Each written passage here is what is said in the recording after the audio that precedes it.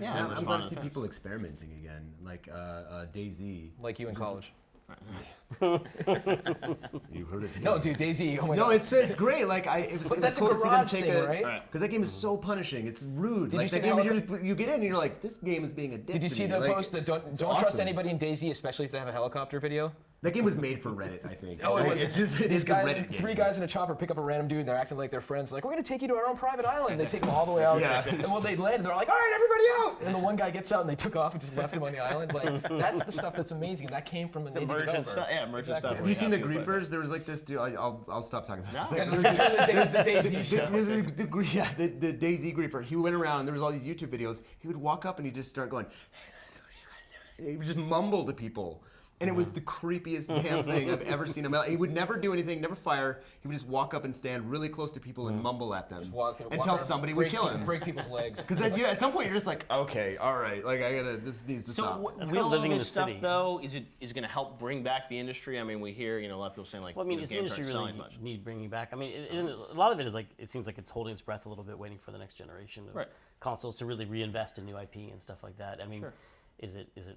Do you know something I don't know? No, I don't. Well, but generally, I think there's this view that like, hey, the industry's slowing down a little bit. I think part of it is the end of the cycle, it's right? Not slowing down, it's 7-8 changing years. because I mean, you maybe see traditional console sales declining due to the fact that maybe everybody knows that you can rent a game or you can get it for cheaper. Because when I was younger and $60 was a hell of a lot of money. Yeah. So if I could get a game for $40 used, I would have done it in a heartbeat because it's 2 weeks of best games were $80. You remember that? We're actually cheaper now than we were 15 years ago. How crazy it's a better value. Phalanx was that game on SNES. Never mind. They would have microtrans mode 1 through 6 to get to mode 7. And there's so many options. I keep hearing about this game. Like, do you know about that game? And I'm like, no, I've never heard of that. Well, it does $8 million a day. Yeah. And it's huge in Korea or something like that. And there's so many of these games out there. It's like, how can there be this many? No, and also how you're calculating like the success of the industry. Just like the MPD numbers no longer like what really accurately reflects like the money people are making. Because Notch isn't sending his numbers to exactly. MPD. Those are a bit of dated numbers, right? In regards to that, because you can't track use, you can't track rental and all that digital downloads. It's like we're in a new world order, and the metrics with which we gauge success need to change. Right, and for you guys as developers, is this empowering now that there are these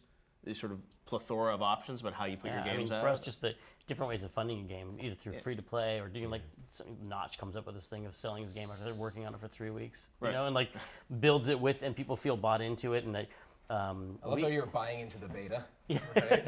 But people feel like they're participating in it and they feel like it's their game. And so now that you've done that, I mean, do you say like, oh, I can't wait to do my $60, next gen game? Or is it like you're totally satisfied and, creatively sort of, feel justified by what you're doing? Well, like I said, you can make a small game, and if it catches, you can kind of build with the audience. And you could take it as big as a $60 game or bigger. I think one of the things about the Minecraft thing, though, just a word of caution, I guess.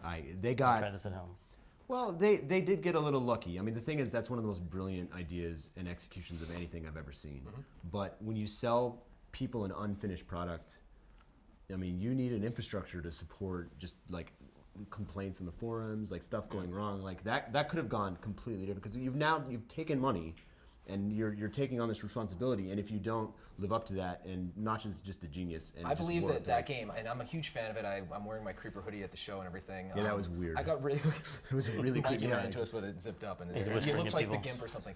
I don't think that game would have been the phenomenon that it has been if you did not have this connected world of YouTube videos and wiki pages and because the initial user experience on the PC version is really tricky to learn what is the T shape that makes an axe and all of that. But because that community, somebody figured it out, and then you can just have your iPad open or a second monitor. Oh, okay, this is how I build this, craft this. There was something about Minecraft that I really, really enjoyed because I hadn't seen it in a while. When I went on the first time I played, first of all anybody says is, "Hey, it's Legos," and you're like, "Oh."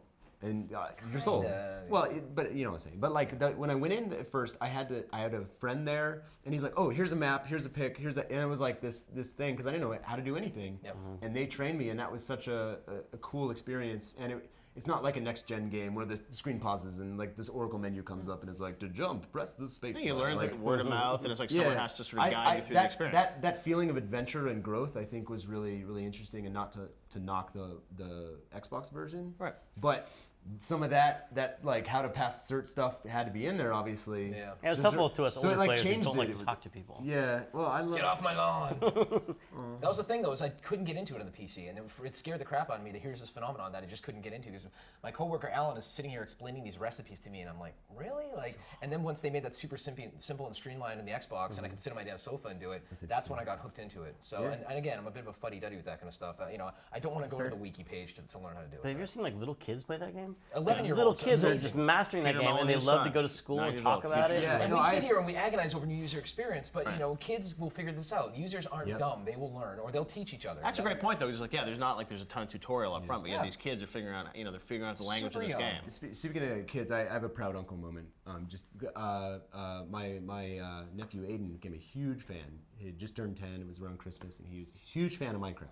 And I was like, what's the coolest thing I can ever get him? And I bought this old journal on Etsy. It was like leather bound, made out of all these like old pages. I burnt it, got it wet, got it dirty, and then I did a watercolor journal as if like a guy was like in Minecraft. He's like, so and so walking around Minecraft, and I had all the recipes in there for him and watercolor.